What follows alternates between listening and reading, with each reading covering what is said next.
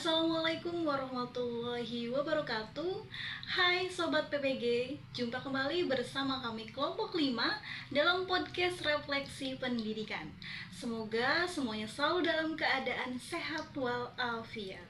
Oke, baik, sebelum berlanjut pada podcast Refleksi Pendidikan, berikutnya kami akan mengenalkan anggota kelompok kami. Yang pertama ada Tiara Nurfaiza, yang kedua ada Ubaidillah, yang ketiga Umi Diana, Wifki Nihaya, Winda Anggraini, dan Yuli Anggraini. Di episode kali ini, kami akan membahas topik yang sangat penting dalam proses perancangan pembelajaran dalam UBD, yang dimana peserta didik dapat merenungkan kembali pembelajaran dan kinerja mereka melalui lembar kerja E, yakni Exhibit dan Evaluate. Di sini kita juga akan menjelajahi bagaimana mereka bisa dipandu dalam penilaian diri, evaluasi diri, dan penyesuaian, serta bagaimana mereka bisa menetapkan tujuan masa depan mereka yang mendukung semangat belajar peserta didik. Dalam meningkatkan pemahaman peserta didik, terdapat modul perancangan pembelajaran khususnya di pengembangan kurikulum, yaitu kurikulum UBD. Hal ini dikenal dengan nama Where2 yang diungkapkan oleh Huygens and MC Tigi dalam Brown JL 2004, yang dimana Where2 itu merupakan sebuah panduan yang sangat nyata dalam meningkatkan pemahaman peserta didik. Sobat PPG, dalam proses pendidikan, refleksi ini menjadi salah satu kunci untuk memahami apa yang telah dipelajari dan bagaimana mengetahui kinerja kita saat ini. Nah, pada lembar kerja E ini, yaitu Exhibit dan Evaluate ini dirancang untuk membantu peserta didik memamerkan hasil kerja mereka dan mengevaluasi sejauh mana mereka telah mencapai tujuan pembelajaran.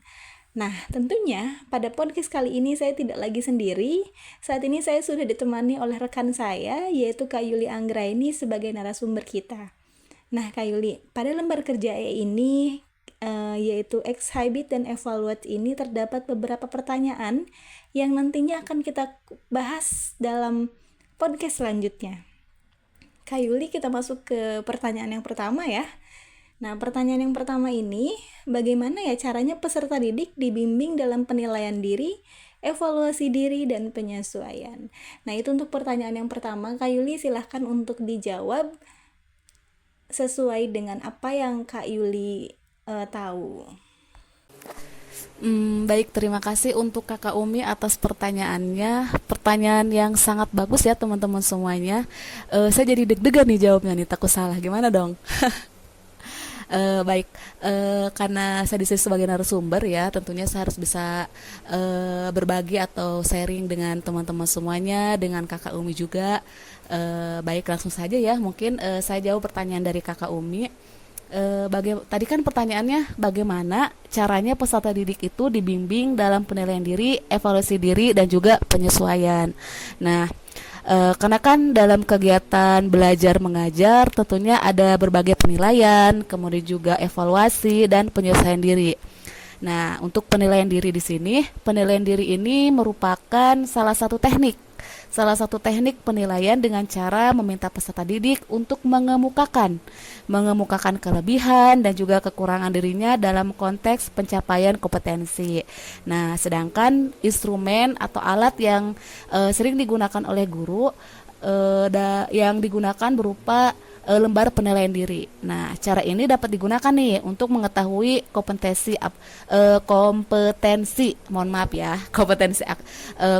afektif, kognitif, dan juga psikomotorik. Kemudian ada evaluasi diri. Nah, evaluasi diri di sini memberikan peserta didik kesempatan untuk menelaah dan juga melakukan refleksi terhadap kerja mereka sendiri, seperti itu. Dan juga teman-teman semuanya dan Kakak Umi, ternyata refleksi diri juga membantu peserta didik nih untuk mengembangkan keterampilan mereka, salah satunya nih keterampilan di bagian keterampilan kognitif yang diperlukan untuk belajar secara efektif, seperti itu. Nah, dan juga ini sekedar sharing nih antara Kakak Umi dan juga teman-teman pendengar podcast semuanya. Ternyata penilaian diri di kelas ini memberikan keuntungan nih memberikan keuntungan untuk peserta didik. Nah, keuntungannya itu apa saja? Nah, yang pertama yaitu dapat menumbuhkan rasa percaya diri kepada peserta didik. Nah, itu keuntungan pertama tuh Kakak Umi. Kemudian yang kedua, peserta didik dapat menyadari kekuatan dan juga kelemahan dalam dirinya. Nah, yang ketiga, dapat mendorong. Mendorong apa di sini? Maksud mendorongnya? Nah, dapat mendorong, kemudian membiasakan dan juga melatih peserta didik untuk berbuat jujur. Karena jujur itu merupakan poin utama yang harus kita tanamkan sebagai seorang guru kepada peserta didik. Karena kadang peserta didik itu ya Kakak Umi sering berlomba-lomba atau saking ambisiusnya gitu pengen dapat 100, mereka melakukan cara yang kurang baik seperti mencontek ataupun melakukan hal-hal yang lainnya. Jadi dalam konteks ini kita menanamkan rasa jujur kepada peserta didik untuk mereka itu mendapatkan nilai dari hasil kerja keras mereka seperti itu. Kemudian dari jawaban tadi tentunya pasti timbul nih pertanyaan teman-teman semuanya. Pasti timbul pertanyaan bagaimana nih pendidik dapat membantu peserta didik dalam melakukan penilaian diri. Nah, ini merupakan pertanyaan yang sangat bagus. Kita sharing saja sebagai calon-calon guru hebat, calon-calon guru profesional di masa depan, tentunya kita harus bisa menerapkan langkah-langkah tersebut. Nah, bagaimana nih cara kita sebagai seorang guru untuk dapat membantu peserta didik dalam melakukan penilaian diri? Nah, langkah pertama nih Kakak Umi yang bisa kita lakukan yaitu berikan alat evaluasi yang jelas. Alat evaluasi yang jelas itu seperti apa? Contohnya rubik, kemudian daftar pertanyaan refleksi, atau panduan langkah demi langkah untuk memeriksa hasil kerja mereka seperti itu. Nah, kemudian langkah kedua, dorong keterbukaan. Nah, dorong keterbukaan di sini maksudnya ciptakan lingkungan yang aman bagi peserta didik untuk mereka itu bisa mengakui kekuatan dan area yang perlu ditingkatkan. Karena mungkin kita juga pernah jadi peserta didik ya Umi, saya, Umi dan juga teman-teman semuanya. Mungkin kita juga pernah dihadapkan dengan guru yang pembawaannya killer gitu. Nah, killer. Nah, dari guru yang killer itu kadang membawa peserta didik dalam proses pembelajaran yang tidak menyenangkan, tidak ada keterbukaan antara peserta didik dengan guru karena ada rasa takut di situ. Nah, dalam poin ini tentunya kita sebagai seorang guru nantinya atau calon guru hebat harus mampu adanya keterbukaan antara kita dan juga peserta didik. Nah, untuk poin terakhir di sini langkah yang bisa kita ambil sebagai seorang guru yaitu bantu dengan contoh nyata. Bantu dengan contoh nyata ini maksudnya jadi guru itu tidak hanya memberikan banyak materi, tetapi juga harus memberikan contoh yang nyata seperti studi kasus yang relevan. Nah, itu salah satu contohnya. Dan juga untuk teman-teman pendengar podcast dan juga untuk Kakak Umi ya, bahwa evaluasi diri ini harus menjadi kebiasaan yang berkelanjutan nih Kakak Umi, karena bukan hanya saat penilaian formal saja. Untuk apa? Dengan begitu peserta didik ini akan lebih percaya diri dalam mengevaluasi kemampuan mereka sendiri seperti itu. Nah, itu jawaban untuk pertanyaan pertama. Wow, luar biasa sekali Kak Yuli untuk jawaban dari pertanyaan nomor 1 ini. Sangat memukau ya tentunya jawabannya. Oke, terima kasih Kak Yuli sudah berkenan menjawab pertanyaan nomor 1. Kita akan berlanjut ya Kak ke pertanyaan nomor 2. Di sini pertanyaannya, bagaimanakah peserta didik akan terlibat dalam evaluasi diri untuk mengidentifikasikan diri, menetapkan tujuan masa depan, dan memiliki semangat belajar. Nah, tentunya Kak Yuli juga pasti pernah melihat ya, bahwasannya peserta didik ketika berada dalam kelas mengikuti pembelajaran, mereka terlihat sangat pasif begitu ya, mereka tidak semangat dalam belajar. Nah, ini yang menjadi masalah krusial kita ya terhadap peserta didik zaman sekarang begitu. Nah, silakan Kak Yuli untuk menjawab pertanyaan nomor 2 ini. Baik, mungkin langsung saja ya Umi.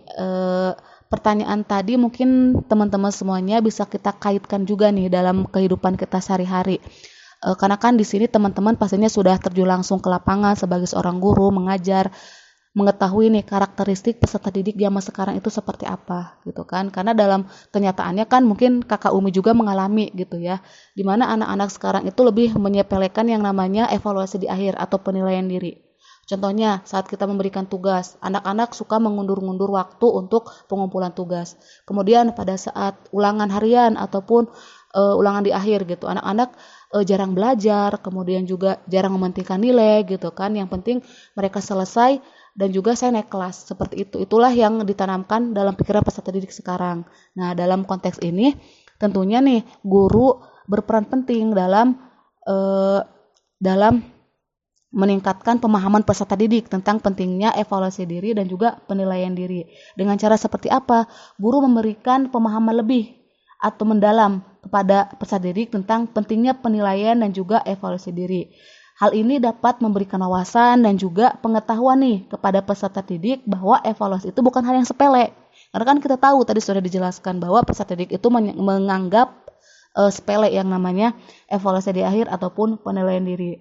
Sebab ini itu akan menjadi salah satu cara untuk meningkatkan kesadaran peserta didik terkait kemampuan perkembangan grafiknya nih.